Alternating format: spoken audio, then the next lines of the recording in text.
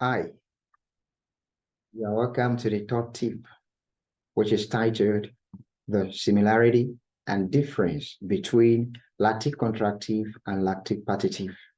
Okay, before we continue, consider these questions on the screen. You can try to practice with it first, then you will know the level you are by the end of the lesson.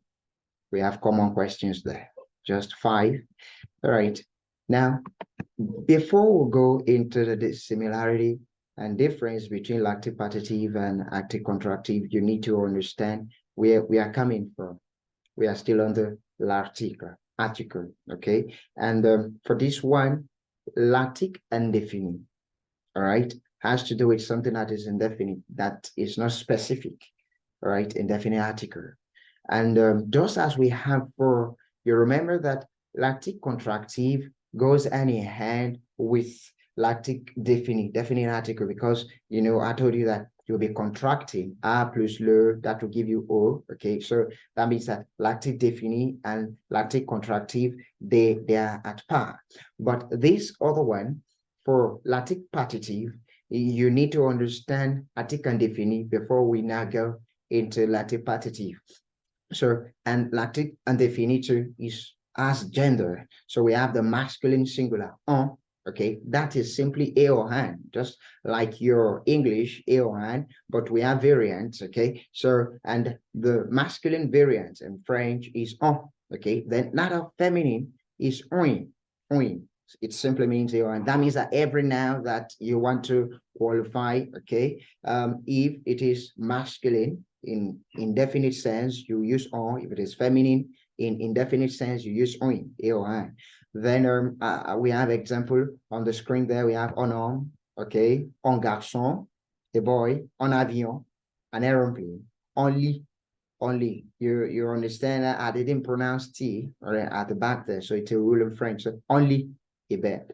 Then we have the other side for feminine, une femme, a woman, une fille, a girl, une orange, an orange, une voiture, a car. You understand? And I know you may be thinking that why didn't you put ellipses just as we did for orange in definite article like l'orange instead of la orange? Now you look at oin in the pronunciation, we are dealing with sounds here. Actually, that word that you see, une, that you see is just the orthography, not the sound. So the pronunciation of this word is oin.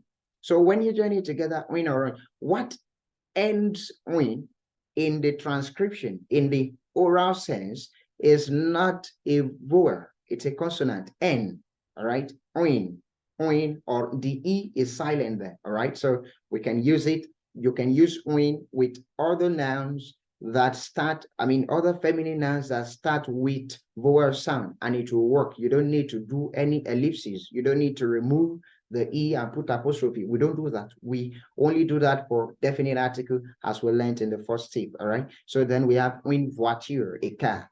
Then we go to lactic partitive now, all right? This is where we are coming from. As I wrote here, that this is an advanced form of indefinite article with 4 forms. So it has 4 forms, okay? Just as I noted the other time, that lactic definite and lactic contractive, they go together. Then when we get to lactic partitive, we'll be talking about lactic indefinite. Do you understand? So it's an advanced form of indefinite article. And I gave it here that the 4 forms of lactic partitive is du, de la, de, l'apostrophe, and de. And they mean some or any. Now, you asked me from the title, the similarity.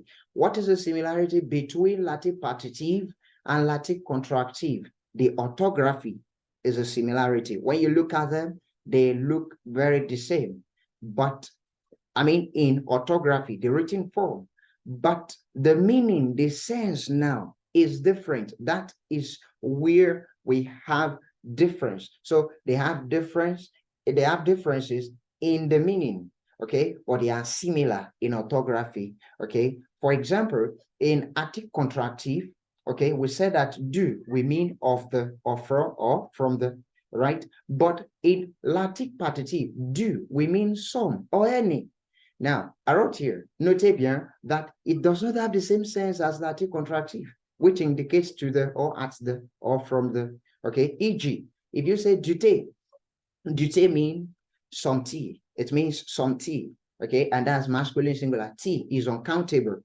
Do you understand? Let me try and simplify this for you. That, okay, if we are saying that the four of them mean some or any, what difference do we have? Yes, we have difference. There are some words in English that even though you pronounce them in singular, you know that you cannot put plural for them, no matter how many they are. For example, look at rice.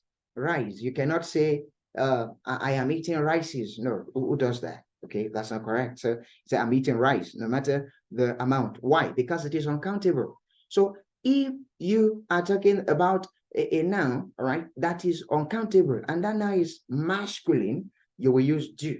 Do you understand? To mean some. For example, I'm eating some rice. Okay, just as I gave it the du. So I'm eating some rice will be translated as je mange du riz. All right, je mange du riz. Just like I'm taking some tea, I'm drinking tea. Je bois du thé. Okay, je bois du thé. Because you can't count tea, it's uncountable. All right. So, and that's why we use some or any for them. Do you now see that even though they have the same orthography, that means they are written in the same way, they are not the same in meaning. It's different. So you need to understand the difference between this contractive and partitive. All right. Good. Now let's continue. And rice is masculine singular, just as I noted on the screen there, you will see that. And the next one, we have de la bière. Beer in French is feminine, all right, la bière. So I am drinking some beer, or I'm taking beer, okay? So je bois de la bière, some beer. Why didn't we use des? Because you can't count beer. You can't count the beer inside the bottle. You just say some beer, okay? I have some beer in the cup. Or he poured some beer in the cup. You see that? So, de la bière.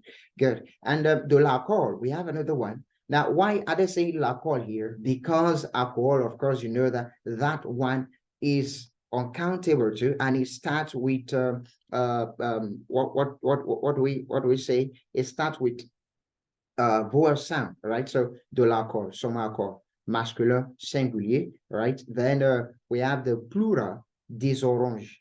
Des oranges, some oranges, so feminine plural. Oranges are countable, you can count them, okay? You can count them, that's why I are saying des oranges. And des enfants too, okay? Some children, you can count them. Des enfants, du gâteau, some cake, all right? But des gâteaux, you can't count des gâteaux, you can count, all right? So it indicates different types of cake in that manner. Do you understand? So du gâteau, some cake. Okay, that means you're eating just one cake, one piece of cake, but the gâteau, all right, you are eating several cakes, all right? Maybe different type of cake that you bought different types, and you are eating that. So you understand. So then if you go back to the first question that I noted on the screen, you should be able to complete that and do that on your own. Merci beaucoup. Au revoir.